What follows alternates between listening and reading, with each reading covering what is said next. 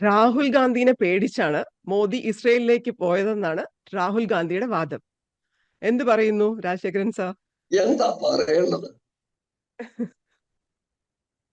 ഒരു തെരുവ് ഗുണ്ടയുടെ ഭാഷയിലേക്ക്, തലത്തിലേക്ക് ഭാരതത്തിന്റെ പ്രതിപക്ഷ നേതാവിന്റെ നിലവാരം താന്നു കഴിയുമ്പം അതിനെക്കുറിച്ച് എന്താ പറയേണ്ടത്? അദ്ദേഹം കരുതുന്നത് ഒരു ടീഷർട്ടും ഒക്കെ ഇട്ട് ഒരു ഗുണ്ടയുടെ ടൈപ്പിൽ മസിലും പേര് കാണിച്ചു കഴിഞ്ഞാല് നരേന്ദ്രമോദിയെ പോലെ ഒരാൾ ഭയപ്പെടുമെന്നാണ്. അതേ സമയത്ത് തന്നെ വേറെ കോൺഗ്രസ്സുകാർ പറഞ്ഞൊരു കാര്യമുണ്ട്. അവര് പറഞ്ഞത് വേറൊന്നുമല്ല, ഇറാനും അമേരിക്കയും കൂടെ യുദ്ധത്തിന് സാധ്യതയുണ്ട് എന്ന് കരുതുന്ന ഈ ഘട്ടത്തിൽ ഇറാനിലെ അകപ്പെട്ടിട്ടുള്ള സകല ഭാരതീയരോടും അവിടെ നിന്ന് കിട്ടുന്ന വാഹനങ്ങൾ ഉപയോഗിച്ച് പുറത്തു വരാനും പറഞ്ഞ ഭീഷണി നിലനിൽക്കുന്ന ഒരു സാഹചര്യത്തിൽ നരേന്ദ്രമോദി ഇസ്രായേലിലേക്ക് പോയത് ഉചിതമാണെന്ന് ചോദിച്ച കോൺഗ്രസ്സുകാരുമുണ്ട്. കോൺഗ്രസ്സുകാർ തന്നെ. അപ്പൊ അവരോട് ചോദിച്ചാൽ പറഞ്ഞു തരും മോദിക്ക് ഭയമാണോ ധൈര്യമാണോ എന്ന്. ആ കോൺഗ്രസ്സുകാരോട് ചോദിക്കണം. അപകടകരമായ വർത്തമാനകാല സാഹചര്യത്തിൽ അമേരിക്കയും ഇറാനുമായിട്ടുള്ള സംഘർഷം എപ്പോഴും ഉണ്ടാവാം. സ്വാഭാവികമായും ഇസ്രായേൽ ആ സംഘർഷത്തിന്റെ ഭാഗവുമാകാനിടയുണ്ട്. അങ്ങനെ ഇരിക്കുമ്പം ഒരു സന്ദർശനത്തിന് അങ്ങോട്ട് പോയി എന്ന് പറയുമ്പം അത് മോദിയുടെ ധൈര്യമാണോ? നമ്മൾ മനസ്സിലാക്കേണ്ട കാര്യം എന്ന് പറയുന്നത്, ഇദ്ദേഹം രാഷ്ട്രീയത്തൊക്കെ കാണുന്നത് ഇപ്പൊ അടുത്തിടയ്ക്ക് പാർലമെന്റ് കണ്ടില്ലേ, എന്തോ ഒരു കായികാഭ്യാസത്തിന്റെ ഭാഗമായി എന്തോ കളരി സമ്പ്രദായത്തില് പെട്ടലിക്ക് പിടിച്ചു മുറുക്കി കഴിഞ്ഞാൽ രക്ഷപ്പെടാൻ പറ്റത്തില്ല. ഇങ്ങനെയൊക്കെയുള്ള വിവരം കെട്ട ധാരണകൾ അതോടെ നിൽക്കട്ടെ. ഇദ്ദേഹം പറയുന്ന ഒരു കാര്യം, എപ്സ്റ്റീൻ ഫയലിലെ അദ്ദേഹവുമായിട്ട് ബന്ധപ്പെട്ട ആ ഇമെയിലിൽ എവിടെയോ മോദിയുടെ പേരുണ്ട് പോലും. അതൊരു ഭയങ്കര സംഭവമാണ്. ഈ രാഹുൽ എന്നുള്ള വിട്ടി എന്ന് തന്നെ പറയണം. യാതൊരു കോംപ്രമൈസും അവിടെ ആവശ്യമില്ല. ഇതൊക്കെ പറയുമ്പോൾ ഒന്ന് ഓർക്കണം. നമ്മൾ പലപ്പോഴും പറയാറില്ലേ, നമ്മൾ ഒരാളുടെ നേരത്തെ വിരൽ ചൂണ്ടുമ്പം ബാക്കി 4 വിരലുകൾ നമുക്കെതിരെയാണ്. ഇത് പറഞ്ഞ ശേഷം ആ എംഒ മത്തായി എഴുതിയ റെമിനിസൻസ് ഓഫ് നെഹ്റു ഏജ് എടുത്തൊന്ന് വായിച്ചു നോക്കട്ടെ. ആർക്കും അറിയാത്തൊരു എപ്സ്റ്റീൻ അല്ല അത്. ജവഹർലാൽ നെഹ്റുവിന്റെ പ്രിയപ്പെട്ട പ്രൈവറ്റ് സെക്രട്ടറി ആയിരുന്നു എംഒ മത്തായി.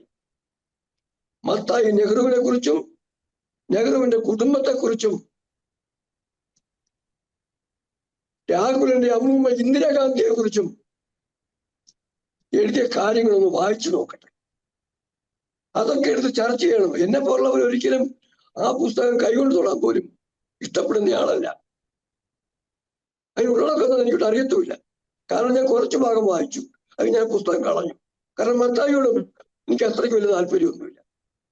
ഇനി മിത്രോക്കിൻ ആർക്കീവ്സ് അത് സോവിയറ്റ് യൂണിയന്റെ കാലത്ത് സോവിയറ്റ് യൂണിയന്റെ KGB ആയിട്ട് ഇന്ത്യക്കുണ്ടായിരുന്ന ബന്ധങ്ങളെ വിശദീകരിക്കുന്ന പുസ്തകമാണ്. അതിലൊരു ഭാഗത്ത് അമേരിക്കൻ ശാരനായിരുന്ന എംഒ മത്തായി എന്ന നെഹ്റുവിന്റെ പ്രൈവറ്റ് സെക്രട്ടറിയുടെ സ്വാധീനത്തിൽപ്പെട്ട ഇന്ദിര അമേരിക്കയോട് ചേർന്നു. പിന്നീട് അമേരിക്കൻ അംബാസഡറായിരുന്ന മൊയ്ലിഖാനോട് കേരളത്തിൽ വിമോചന സമരത്തിന് വേണ്ടി സാമ്പത്തിക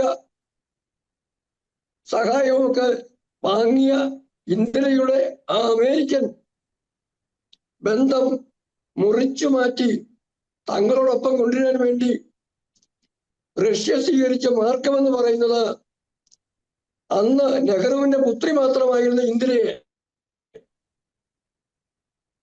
റഷ്യയിലേക്ക് കൊണ്ടുവന്ന് അവിടെ ചെന്ന് ചുണക്കുട്ടികളായ കണ്ടാൽ മിടുക്കമായ 5 or 10 സൈനിക ഉദ്യോഗസ്ഥന്മാരോടൊപ്പം ഒരു ഉല്ലാസയാത്രയ്ക്ക് പറഞ്ഞു വിട്ടെന്നും ആ ഉല്ലാസയാത്ര എന്റെ ജീവിതത്തിലെ ഏറ്റവും വലിയ സന്തോഷകരമായ അനുഭവമായിരുന്നു എന്ന് ഇന്ദിര രേഖപ്പെടുത്തിയിട്ടുള്ളത് വായിച്ചു നോക്കണം. അവിടെ ഇന്ദിര സൂചിപ്പിച്ചത് ഏത് തരത്തിലുള്ള അനുഭവങ്ങളാണെന്നുള്ളത് ഞാൻ കാണുന്നില്ല. പക്ഷെ അതിലേക്കൊക്കെ ചർച്ച പോയി കഴിഞ്ഞാൽ ആരാണ് വഴങ്ങിയതെന്നും പറയുന്നതാണ്. മോദി കോംപ്രമൈസ് ചെയ്യുന്നു പോലും. ആരാണ് വഴങ്ങിയതെന്നും ആരാണ് കീഴടങ്ങിയതെന്നും വ്യക്തമാക്കും. അതിനുശേഷമോ പിന്നീട് നമുക്കറിയാം, ലാൽ ബഹദൂർ ശാസ്ത്രി ഇല്ലാതാക്കി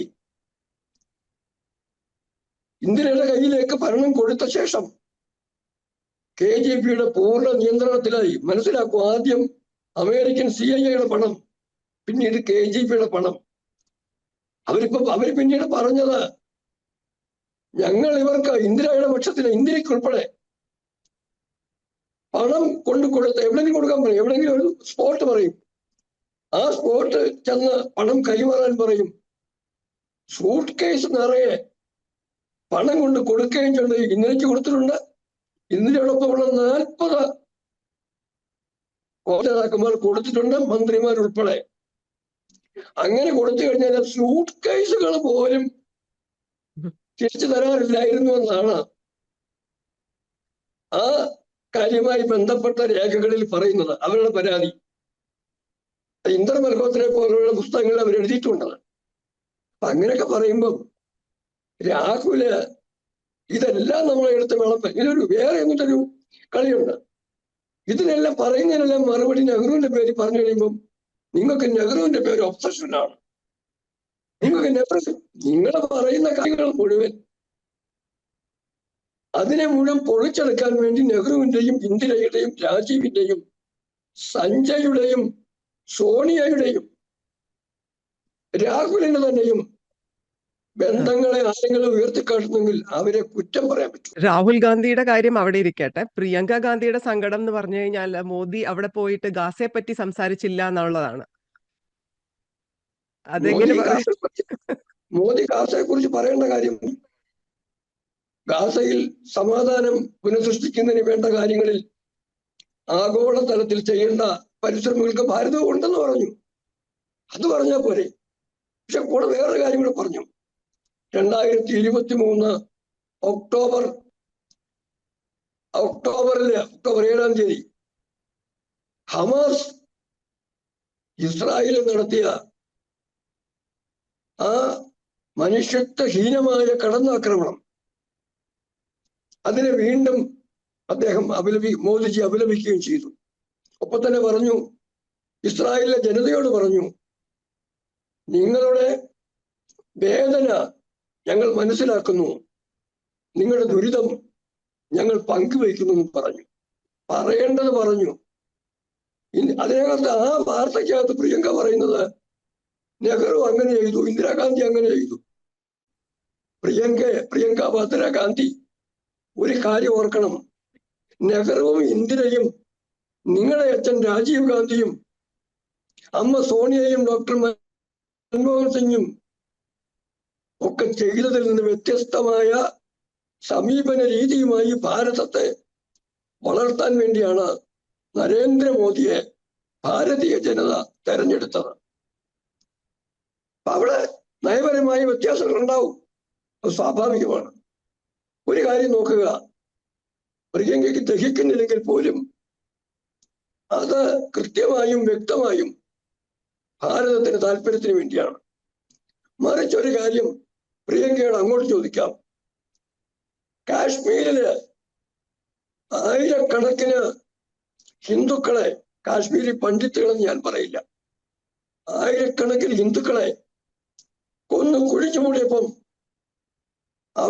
അവിടുത്തെ സ്ത്രീകളെ ബലാത്സംഗം ചെയ്തപ്പം അവിടെ മതം മാറൂ അല്ലെങ്കിൽ മരിക്കാൻ തയ്യാറായിക്കൊള്ളൂ, അതുപോലെ ഹിന്ദുക്കളെ പുരുഷന്മാരെ ഞങ്ങൾ കൊല്ലും, സ്ത്രീകളെ കൊല്ലില്ല, അവരെ ഞങ്ങൾക്ക് വേണമെന്നുള്ള ധിക്കാരമൊക്കെ പറഞ്ഞുകൊണ്ട് കാശ്മീരിൽ ഇസ്ലാമിക വർഗീയവാദത്തിന്റെ അഴിഞ്ഞാട്ടം നടന്നപ്പം പ്രിയങ്കയ്ക്ക് ഇപ്പം പ്രിയപ്പെട്ടതായ പാലസ്തീൻ പ്രതികരിച്ചിട്ടുണ്ടോ എന്നൊന്ന് വ്യക്തമാക്കട്ടെ.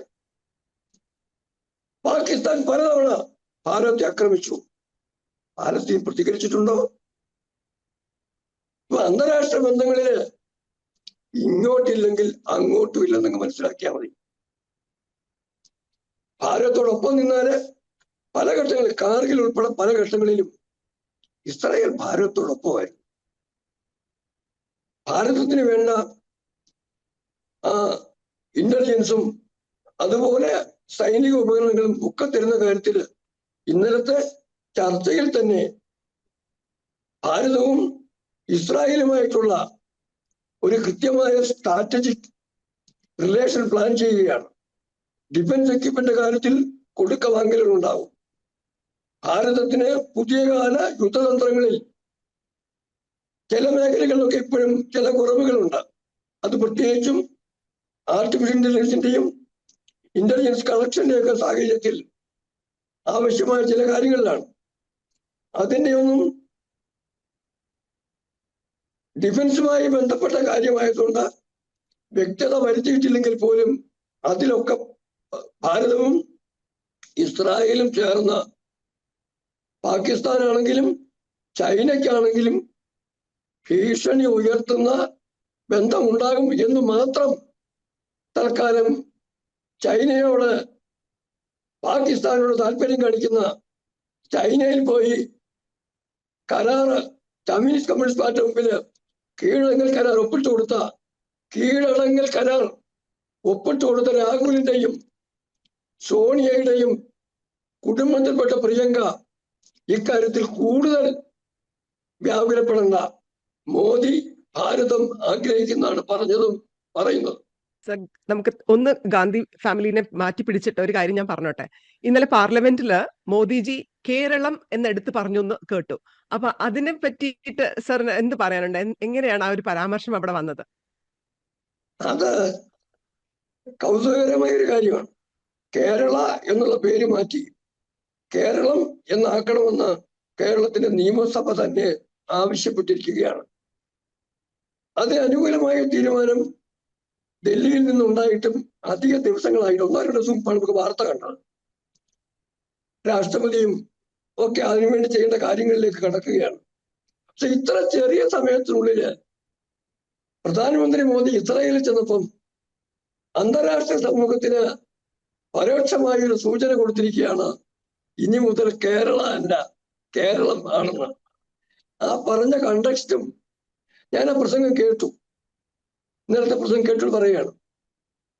ഭാരതവും ഇസ്രായേലും തമ്മിലുള്ള ബന്ധത്തെക്കുറിച്ച് പറയുമ്പം കൊച്ചിയിലെ ജൂതന്മാരെ കുറിച്ച് പരാമർശിക്കേണ്ടി വന്നു. ആ സമയത്താണ്, കൊച്ചി കേരളത്തിലാണല്ലോ, കേരള എന്ന് സാധാരണ പറയുന്ന സമയത്ത് കേരളം എന്ന് മോദിജി എടുത്തു പറഞ്ഞു. അതൊക്കെ ചൂണ്ടിക്കാണിക്കുന്നത് ഓരോ വിഷയങ്ങളിലും അതിന്റെ സൂക്ഷ്മതകളിലേക്ക് എത്തിച്ചേരാനും അത് കൃത്യമായി ചെയ്യേണ്ട കാര്യം ചെയ്യുന്നതിനുള്ള നരേന്ദ്രമോദി എന്ന ആ വ്യക്തിയുടെ പ്രാഗൽഭ്യത്തെയാണ് കാണിക്കുന്നത്. അത് നമുക്ക് തീർച്ചയായിട്ടും കേരളീയർക്കും മലയാളികൾക്ക് ആഘോഷിക്കേണ്ട സന്ദർഭമാണ്.